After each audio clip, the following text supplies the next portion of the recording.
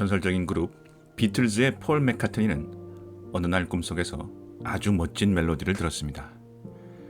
꿈에서 깬 그는 그 멜로디를 잊지 않기 위해서 피아노를 치며 악보에 기록했죠.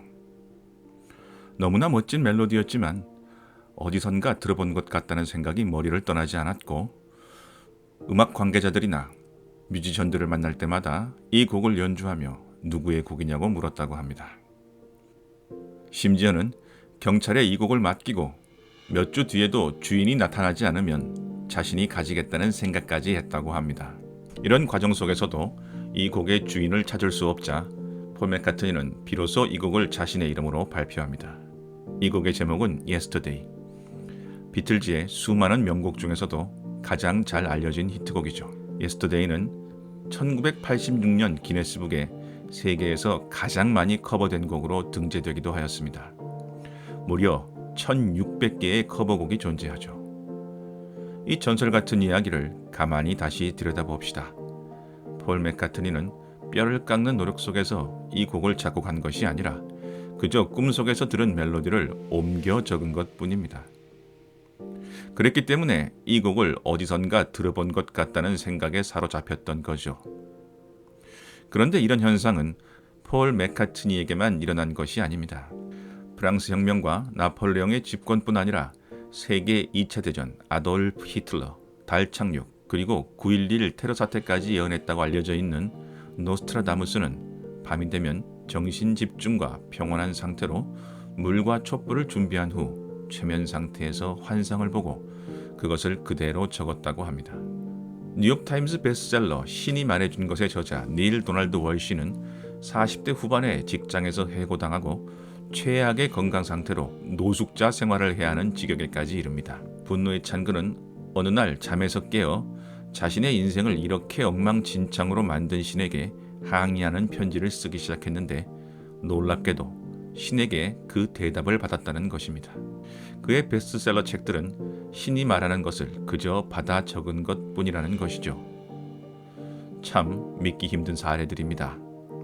그러나 시대도 상황도 전혀 달랐던 세 사람에게 공통점이 있습니다.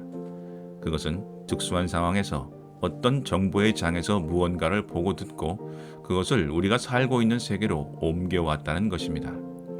폴 맥카트니, 노스트라다무스, 닐 도널드 월시는 무언가를 스스로 창작한 것이 아니라 우리 세계에 속하지 않은 무언가를 자신들도 확실히 파악하지 못한 방법과 경로를 통해 우리 세계로 옮겨왔다는 것이죠. 세 사람뿐 아니라 많은 혁신가들과 예술가들이 이런 경험을 했다는 증언을 합니다. 그리고 이런 방법을 통해 우리에게 전달된 그 무언가는 언제나 아름답고 뛰어나고 혁신적이죠. 그런데 이런 위인들 말고 우리도 이런 능력이 있다면 얼마나 좋겠습니까? 우리가 원하는 것을 그 어딘가로부터 이 세계로 가지고 올 수 있다면 얼마나 좋겠습니까? 최신 과학과 영성가들에 의하면 그런 일이 실제로 일어날 수 있다고 합니다. 우리가 상상할 수 있는 모든 것들이 이미 존재하고 있는 곳을 제로 포인트 필드, 즉 0점장이라고 부른다고 하죠. 0점장은 양자 물리학의 개념입니다. 양자 진공이라고 하기도 하죠. 진공 변동이라는 말로도 알려진 양자 진공은 입자나 기타 물질이 없는 경우에도 양자장 안에 가장 낮은 형태의 에너지가 존재한다는 이론입니다. 고전 물리학에서 진공이라는 용어는 일반적으로 어떤 물질이나 장도 없는 빈 공간을 의미합니다.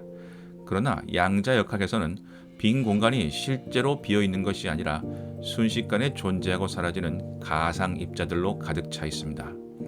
양자장 이론에 따르면 이러한 장은 공간 전체에 스며 있으며 외부 영향이 없어도 변동될 수 있습니다. 이러한 변동으로 인해 입자, 반입자의 쌍이 잠시 동안 생성될 수 있고, 이는 진공 상태에서 나타나고 그 직후 서로 소멸됩니다. 이러한 순간 입자는 직접적으로 관찰할 수 없고 하이젠베르크의 불확정성의 원리에 따라 극도로 짧은 시간 동안만 존재한다는 것이죠. 하지만 이는 에너지 보존 법칙을 위반하는 것이기 때문에 이를 가상 입자라고 부르는 것입니다.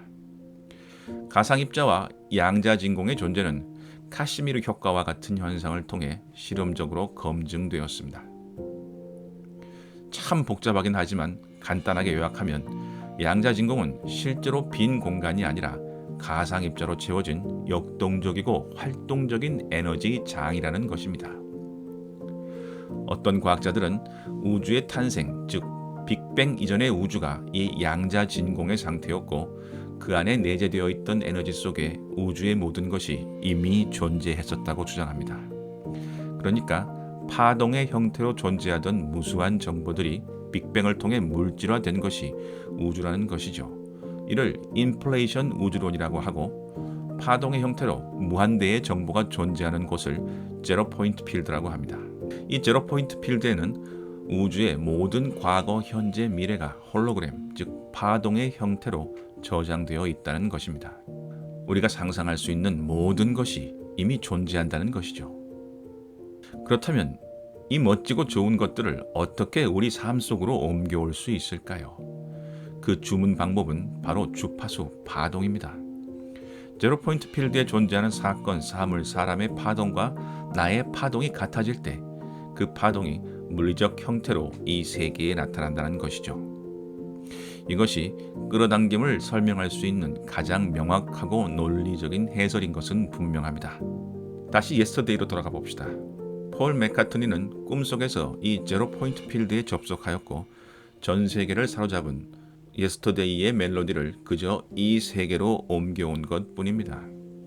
제로 포인트 필드에서 예스터데이는 그저 파동에 불과했지만 폴 맥카트니가 그것을 우리가 들을 수 있는 음악으로 악보에 적을 수 있는 멜로디로 물질화한 것이죠. 어떻게 그럴 수 있었을까요?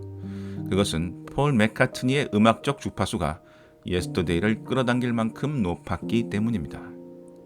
모두 아시는 것처럼 비틀즈는 우연히 성공한 그룹이 아닙니다. 지독한 연습과 긴 무명 시절을 거치면서도 오로지 음악만을 생각하며 살아온 진짜 아티스트들이죠. 이렇게 음악에 대한 높은 주파수를 가졌기 때문에 예스터데이가 끌려온 것입니다. 이 원리를 이해한다면 우리도 제로 포인트 필드에 접속해 무한한 미래를 현실로 당겨올 수 있습니다. 하지만 분명한 것은 우선 우리가 원하는 결과만큼의 높은 주파수를 가지는 것이 먼저라는 사실입니다. 이처럼 끌어당김은 단순히 몇 가지 방법만 일정 기간 반복한다고 이루어지는 것이 아닙니다. 자신이 가야 할 길을 확실히 알고 진실된 태도로 자신의 삶에 맹렬하게 집중하는 사람에게만 제로 포인트 필드의 문이 열리는 것입니다. 이상 지당한이었습니다. 감사합니다.